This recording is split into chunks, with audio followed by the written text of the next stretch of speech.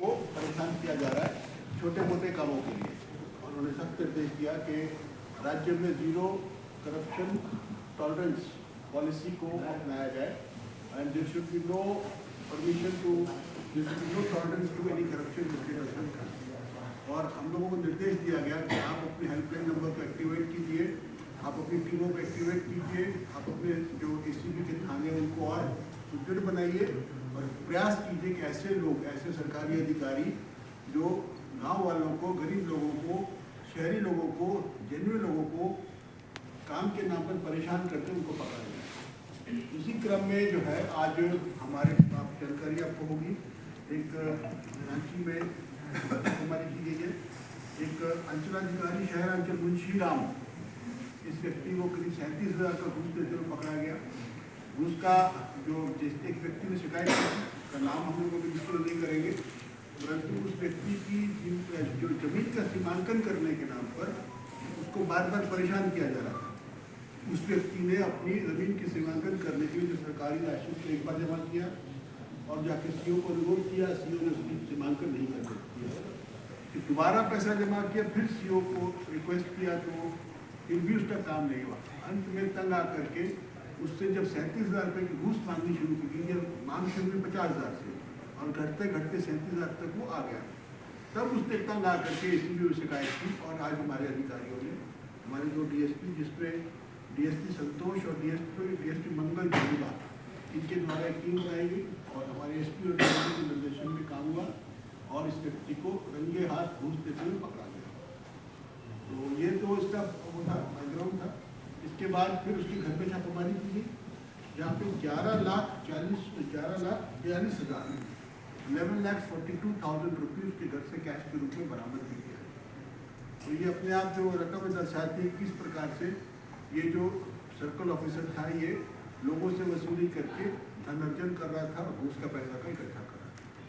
तो और हमारे को मुख्यमंत्री जी का भी निर्देश प्राप्त हुआ है कि आप राज्य के सभी सीओ कार्यालय में, सभी थानों में और इस प्रकार के सभी संस्था, सरकारी ऑफिसेज जहाँ पे पब्लिक के साथ इंटरेक्शन होती है, जैसे डीटीओ ऑफिस है, फिर आपके जहाँ पे ज़मीन की रजिस्ट्री होती है, इन सभी पर जा कर के अपने हेल्पलाइन नंबर्स को लगाइए ताकि झारखंड की आम जनता यदि उसे घूस की मांग की जाती है तो वो एसीबी को शिकायत करके इन घूसखोरों को पकड़वा सके। यही मेरा सवाल है। तो पहले भी सूचना आ रही थी कि सर वहाँ पे सूचनाएं तो देखिए ऐसा है ना, सूचना तो आती रहती है बहुत सारी, लेकिन सूचना आने के साथ साथ में कोई व्यक्ति ऐसा भी मिलना चाहिए जो कि उसको मतलब पकड़वाने में इंटरेस्टेड हो। तो सूचनाएं हमारे को बहुत आती है, प्रतिदिन आती है सूचनाएं, लेकिन ऐसे व्यक्ति नहीं मिलते हैं जो कि तुरंत तैयार हो जाए। तो हम तो आपके माध्यम से कहेंगे कि झारखंड राज्य की जनता में यदि किसी ने घूस की मांग की जा रही है, आप हमारे हेल्पलाइन नंबर में नंबर बोल देता हूँ, जो नंबर आपको मालूम होना चाहिए। एक लैंडलाइन नंबर है 0651-271-0001। आई रिपीट 0651-271-0001 और इसका शॉर्टकोड नंबर है 1064। यदि झारखंड का कोई व्यक्ति जिससे घूस की मांग की जा रही है और वो एसीबी को शिकायत करना चाहता है तो इस नंबर पर शिकायत कर सकता है। इसके अलावा हमारा एक मोबाइल नंबर भी है 9431105678। I repeat 9431105678।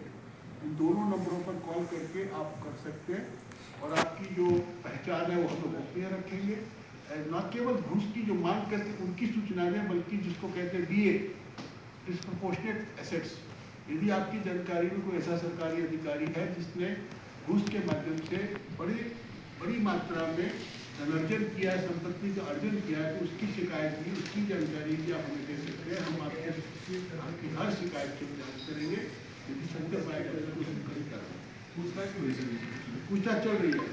सर क्या इनकी संपत्ति का भी आकलन किया जाए? बिल्कुल, अभी 10 लाख रुपए जो 11,42,000 बरामद हुआ है वो अपने में शो करता है कि इसकी पूरी संपत्ति का हम जांच करेंगे। यदि संपत्ति की जांच करने के बाद हमें पाया जाता है कि इनकी जो नॉन सोर्सेज ऑफ इनकम है उससे ज़्यादा संपत्ति इनके पास है तो हम डीए का, डिस्प्रपोर्शनेट एसेट्स का एक अलग से FIR भी करेंगे, सरकार की अनुमति प्राप्त है।